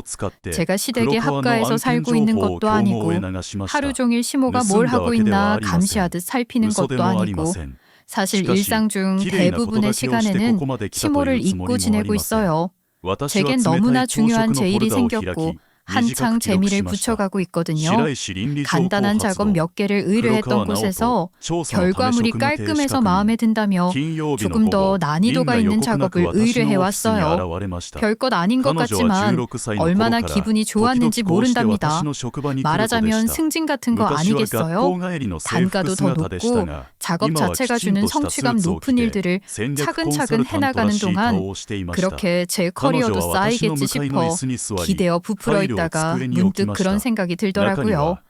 제가 일해서 커리어를 쌓듯이 시모도 지속적으로 노력하면서 조금씩이라도 신뢰를 쌓아가야 할 거라고 말이에요. 제가 시모 마음에 드는 좋은 며느리, 착한 며느리가 되기 위해 노력했던 것 이상으로 시모는 훨씬 더 노력해야 할 거예요. 자기가 저지른 일들로 깎아먹은 게 너무 크기에 회복하는 것도 그만큼의 노력이 더 필요한 건 당연한 거라고 생각해요. 시모를 제외한 저희 가족은 전보다 훨씬 화목하고 돈독하게 지내고 있답니다. 형님과 제 관계도 더할 나위 없이 좋고 이전에 시모가 그랬듯 누구 한 사람이 식구들을 쥐락펴락하려고 들지 않으니 모두가 서로를 위하고 의지하는 마음을 골고루 쓰게 되는 것 같아요. 가족 안에 있으면서도 밖에 있는 사람처럼 애매모호한 위치에서 다른 가족들이 지내는 모습을 보면서 시모도 깨닫고 느끼는 바가 있기를 바라네요. 시모가 진심으로 반성하고 진정성 있는 마음을 전한다고 느껴질 때까지 제가 두 눈 크게 뜨고 지켜볼 거니까요. 그동안 제가 누릴 것들을 다 누리면서 말이에요. 여러분, 제 이야기 어떻게 들으셨나요? 저 같은 일들을 겪으며 살아온 며느리들이 얼마나 많을지 짐작도 되지 않지만 분명 제 이야기에 공감해 주시는 분들이 많을 거라고 생각해요. 제가 시모를 응징한 과정, 또 지금 시모를 두고 보고 있는 상황 등을 여러 가지로 말씀해 주실 것 같다는 생각이 들기도 한답니다.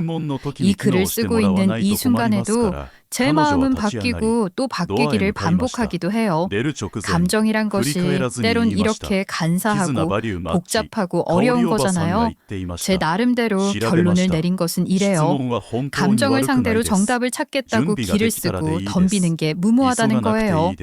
물 흐르듯 자연스럽게 길을 터주고 감정이 나아가는 대로 따라가는 것도 좋은 방법일 수 있다고 생각한 그런 식으로 형님한테 싫은 소리를 하면서 저를 자주 이용해서 저를 곤란하게 할 때가 많았어요. 그렇다고 저를 예뻐한다거나 인정하는 것도 아니면서 형님 앞에서만 그러는 거죠. 저는 형님한테 싫은 소리를 하는 수단에 불과했고 그런 식으로 저와 형님 사이를 이간질하면서 저와 둘이 있을 때는 저를 무시하며 본색을 드러내기 시작했습니다. 너 내가 네 손이동서 앞에서 널 좀 추켜 세워줬다고 내가 널 인정하는 거라고 착각하지 마라. 혹시라도 그럴까봐 알려주는 거야. 네, 어머니. 제가 아직 부족한 게 많은 걸 잘 아는데요. 제가 더 잘할게요.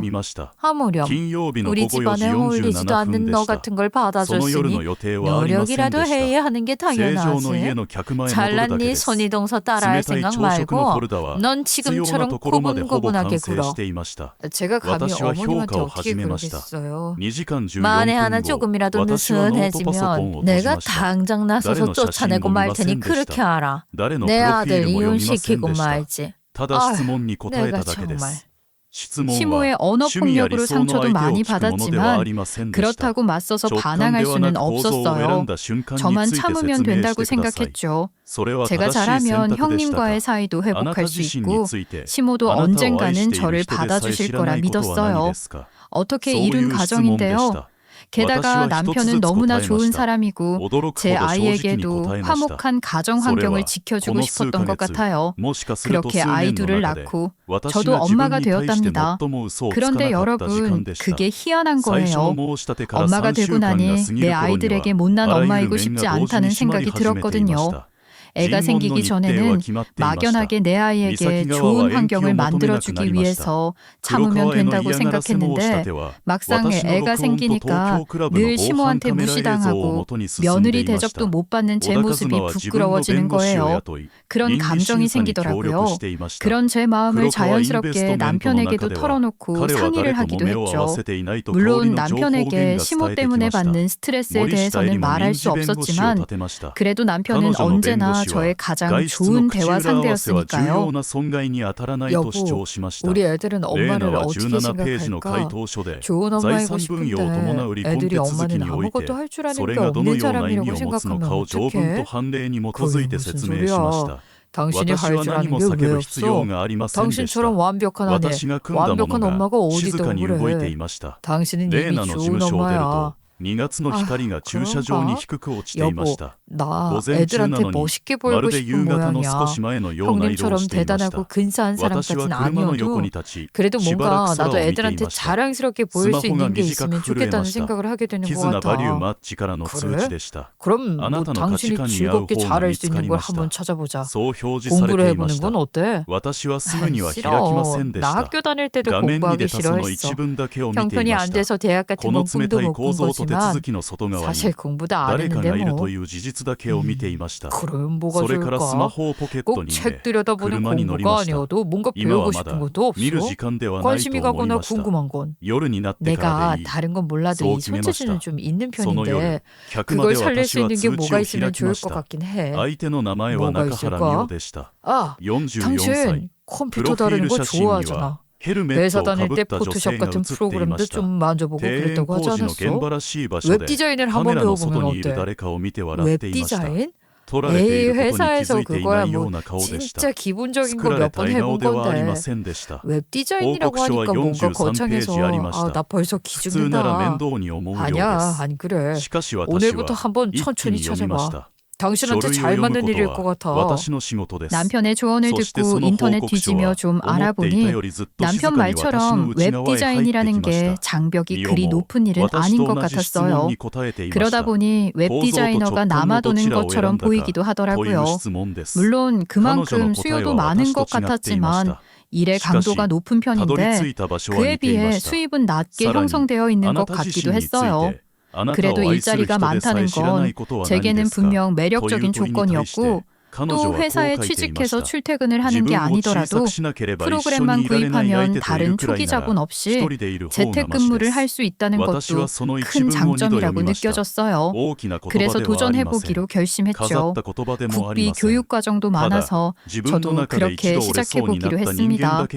제가 꿈을 찾기 위해 노력하는 것을 남편도 반가워하고 지지해줬으나 충분히 예상하실 수 있으시듯 시모는 그럴 리가 없었죠. 니가게 국비교육 같은 거 대충 받으러 다니면서 배운 걸 뭘 제대로 써먹을 수나 있을 것 같아?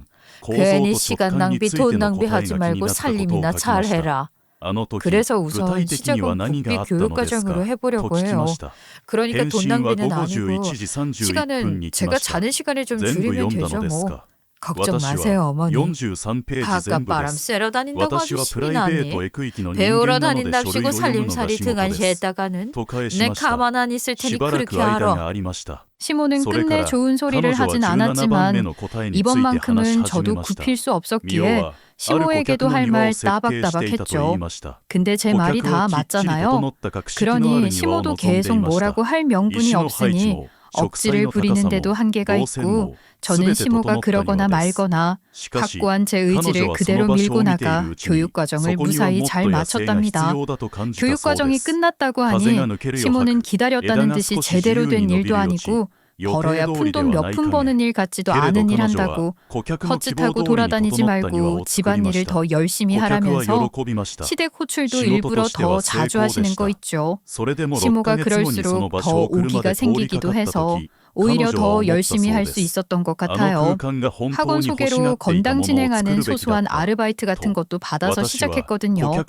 아직은 배우는 중이나 다름없으니 손에 익지 않아 작업 시간이 무지하게 오래 걸렸지만 그런 과정들이 고달프기보다는 재밌고 보람된 기분을 느끼게 해줬어요. 제가 생각하기에 태어나서 처음 알게 된 감정이 아닐까 해요. 그런 식의 성취감 같은 걸 느껴본 적이 없는 것 같거든요. 먹고 살기 위해 꾸역꾸역 일을 하던 시절에는 알 수도 없던 감정이었던 거예요. 아직 별 볼 일 없는 수준의 일들을 하고 있는 건데도 그런 희열을 느낄 수 있다니 앞으로가 더 기대되고 그래서 더 열심히 하게 되고 괜히 콧노래를 흥얼거리게 되고 그러더라고요. 그러니 시모가 작정하고 시키는 시집살이도 그쯤이야 얼마든지 해치울 수 있다. 그런 마음으로 했던 것 같아요. 그런데 제가 너무 신이 나 보였던 게 문제였던지 시모는 점점 더 심술을 부리는 겁니다.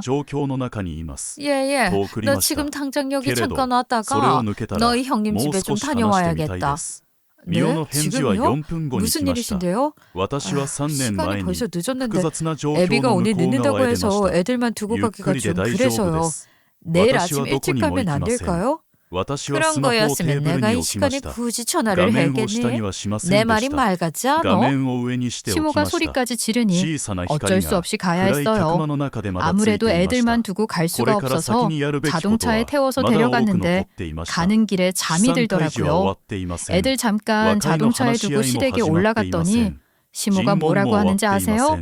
아주버님이 중요한 미팅이나 회의가 있을 때마다 부적처럼 매는 넥타이가 있는데 저녁에 잠깐 시모한테 들렀다가 그걸 두고 가셨다며 저더러 그걸 갖다 주라는 겁니다. 네 형님이란 위인은 내가 오라고 해도 안 올 게 뻔하지만 나도 걔 얼굴 보고 싶지도 않고 그렇다고 내일 중요한 미팅이 있다는 네 아주버님더러 오라고 할 수도 없고 너희 아버지를 보낼 수도 없는 일 아니니 그러니 어째 너밖에 일을 할 사람이 없다. 어머니, 아무리 그러셔도 이런 일로 이 밤에 저를 부르신 거예요? 애들 잘 시간 다 됐는데 억지로 데리고 나와서 지금 차에서 재워놨다고요? 그러니 얼른 갖다 주고 가면 될 거 아니냐?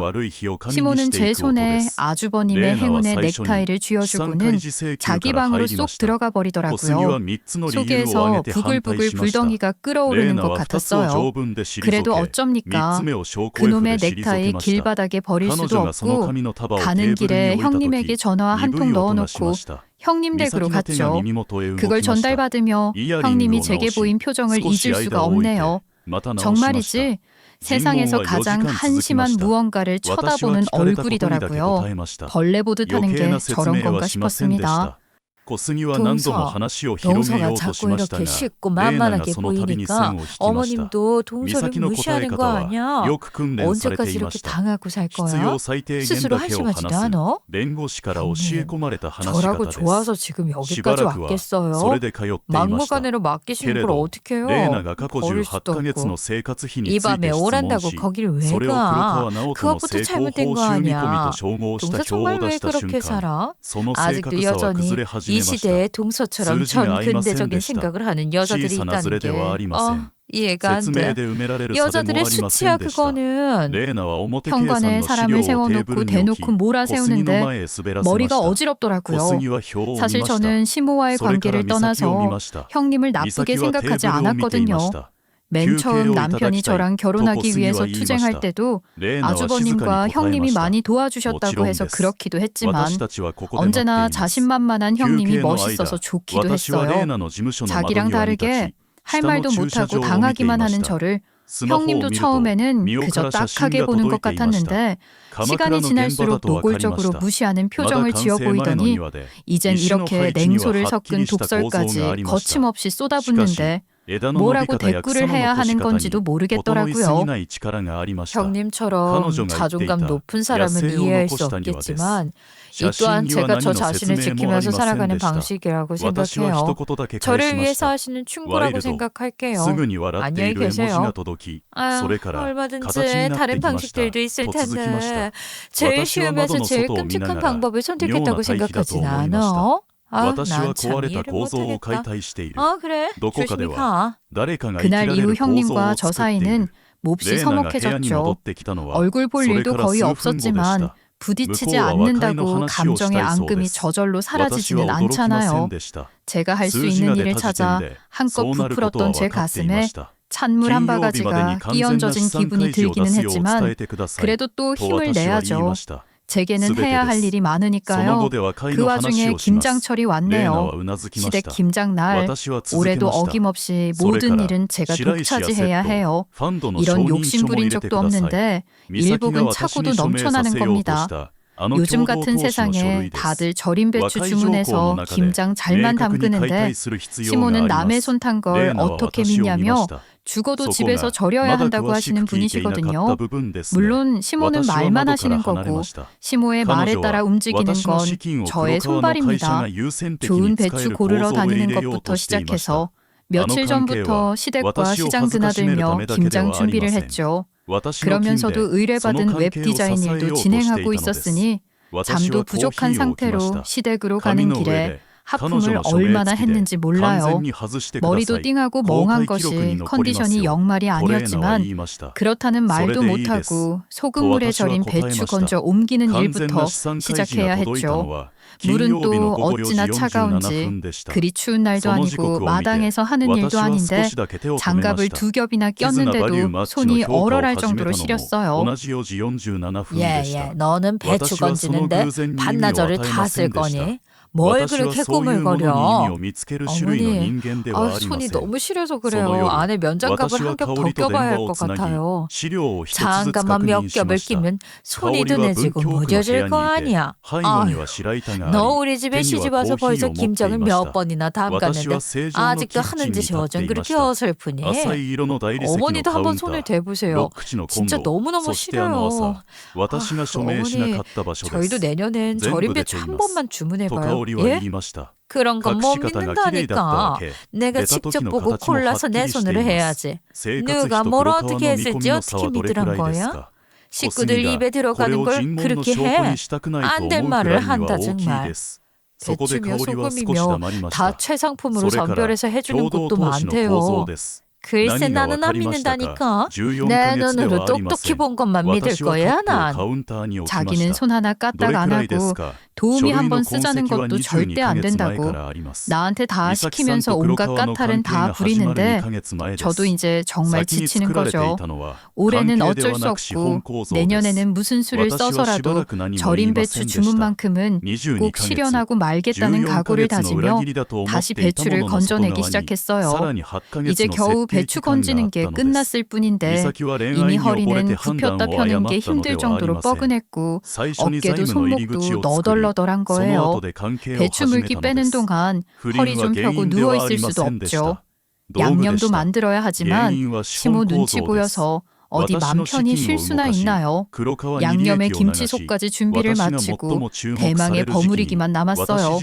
몇 년 전까지는 그래도 버무리는 건 돕는 신용이라도 하던 시모였는데 이젠 그마저도 아예 손 떼고 처음부터 끝까지 팔짱만 끼고 계신답니다. 이제 버무리기만 하면 끝이네. 다 했네, 다 했어. 얼른 버무려 놓고 수육 삶아야지. 그럼 어머님도 같이 좀 버무려 주시겠어요? 그럼 더 빨리 끝날 텐데요. 내가 돕는다고 시간이 얼마나 줄어든다고 그러니? 여기저기 묻힐 건 뭐 있어. 그냥 너 혼자 하는 게 낫지. 너는 늙은 시애미를 부려먹어야 되겠니?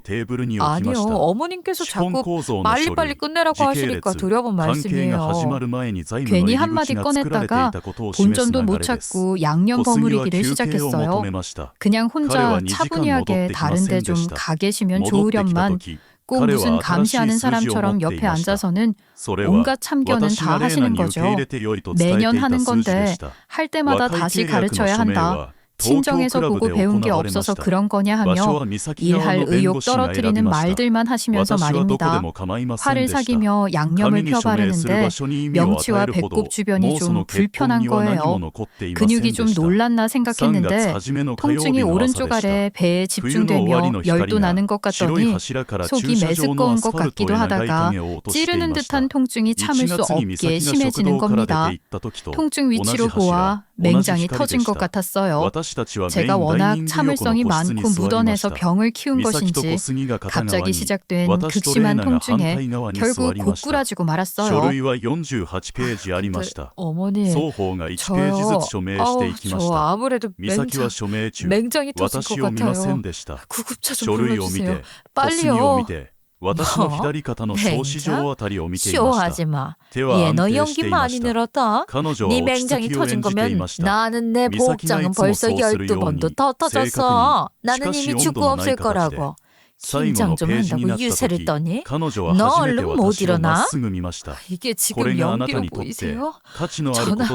전화. 아이고 진짜 쉬워하고 있네. 이젠 하다하다 시어머니한테 반말로 소리까지 지르고 아주 집안꼴 잘 들어간다. 제가 10년 넘게 시모에게 당하면서도 아무렇지 않은 척 연기하며 버티고 있지만 생명의 위협을 느끼는 상황이 되니 이건 아니라는 생각에 정신이 번쩍 들더라고요. 속에서 욱하는 게 올라와서인지 어디선가 힘과 용기가 솟아나는 것 같기도 했어요. 그런 게 죽으림을 다하는 건가 봐요. 저는 벌떡 일어나 시모를 노려보며 말했습니다. 해도 너무하네요. 사람이 새파랗게 찔려서 고꾸라지는데도 어떻게 그러세요? 남한테도 그렇게는 못해요. 이건요, 유기고 학대라고요. 울부짖듯 토해내는 제 목소리에 저 자신도 놀랄 정도였으니 처음으로 시모에게 대드는 저를 보고 시모도 적잖이 놀라는 것 같았어요. 한 5초 정도 멍하니 아무 말도 못하더니 이내 개거품을 물며 난리가 난 거죠. 유기 학대? 그래서 뭐 네가 지금 나를 고소라도 하겠다는 거야 뭐야? 무식한 걸 내 집에 들여놨더니 기어 이렇게 별 미친 소리를 타드네. 내가 이 꼴 보려고 너 같은 걸 며느리로 들인 줄 아니? 아이고 내가 기어이 이 꼴을 당한다. 시모는 쓰러지는 신용까지 하며 난리를 치더군요. 그런 시모의 모습이 제 눈에 들어올 리도 없고 저는 시모가 그러는 사이 겨우 전화를 걸어 구급차를 요청했고 가까스로 병원에 갈 수 있었습니다. 병원에 가는 길에 남편에게 전화를 했고 수술실로 옮겨지는 동안 급박한 분위기를 인지한 후 의식을 잃은 것인지 마취가 된 것인지 모르겠지만 다시 정신을 차리니 저는 입원실로 옮겨진 상황이었어요. 옆에는 남편이 제 손을 잡고 엎드려 있었는데 제가 깨어난 걸 알아차리고 벌떡 일어나더라고요. 수술 시간도 꽤 길었는데 수술 후 중환자실에도 잠깐 있다가 일반 병실로 온 거라고 했어요. 제가 의식이 돌아왔다고 하니 담당 의사도 병실을 찾았어요. 정말 큰일 날 뻔했어요. 벌써 맹장이 터지면서 염증이 복막 전체로 퍼졌었습니다. 복막염이 얼마나 위험한 건지 아시죠? 생명을 위협할 수도 있는 합병증으로 이어질 수도 있는 거라고요. 다행히 수술은 잘 끝났지만 며칠 항생제 투여하며 경과를 지켜보도록 하죠. 감사합니다. 정말 감사합니다. 수고 많으셨어요. 저 음식은 언제까지 금식을 해야 하나요? 며칠간 금식하며 상태를 봐야 할 것 같아요. 우울증이나 유착 가능성도 있으니까 안심을 할 수는 없습니다. 의사의 지시대로 경과를 보며 며칠 더 입원을 해야 했어요. 체력이 크게 소진된 상태였는데 사흘째부터는 조금 살만한 것 같더라고요. 별일 없이 회복이 되고 있는 상황이긴 하지만 몸 상태가 살만해지니 시모에 대한 분노가 차오르기 시작했죠. 재활 운동을 하긴 하지만 거의 하루 종일 침대에 누워 있으면서 제가 한 일이 뭐겠어요. 제가 살아온 지난 세월들을 곱씹으며 복기를 해봤습니다. 아주 어린 유년 시절의 기억부터 시작해서 시모에게 갖은 핍박을 당하며 살아온 최근의 일까지 계속해서 테이프를 돌려보듯 생각하고 또 생각했죠.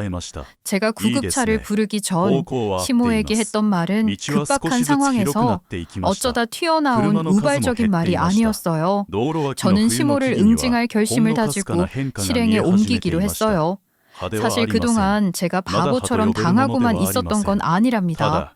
언젠가 도저히 참지 못하게 될 경우 최악의 상황을 생각하지 않은 게 아니거든요. 그래서 시모의 학대를 기록도 하고 가능한 경우에는 녹음도 하고 있었죠. 시모와 둘만 있을 때는 거의 온갖 막말을 들었으니 항상 휴대폰 녹음 버튼을 눌러놓는 편이었어요.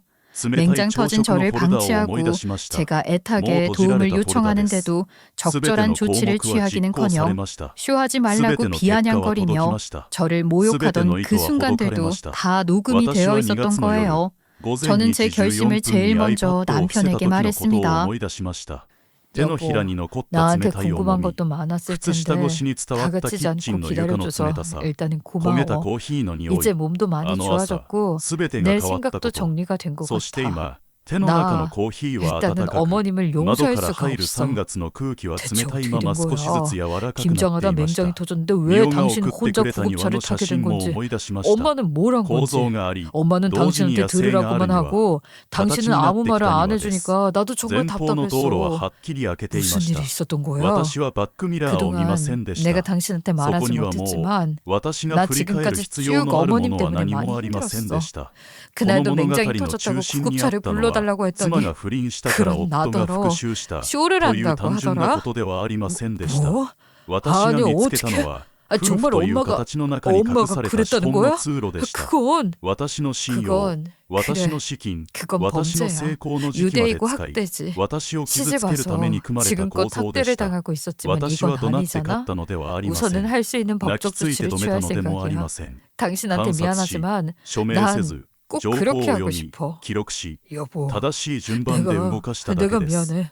당신이 그런 지옥 속에 사는 것도 모르고 나는 내가 당신을 정말 행복하게 해주고 있는 줄로만 알았어. 미안해. 정말 미안해. 시모의 행동이 워낙 비상식적이었으니 남편은 비롯한 다른 가족들의 공감대를 얻는 것은 제가 생각했던 것보다 훨씬 쉬웠어요. 시모의 행동은 유기죄와 학대, 부작위에 의한 상해 혐의도 검토할 수 있다고 하더라고요. 시모의 방치로 시간이 더 지체되어 복막염이 정말 심각한 상황으로 번졌습니다.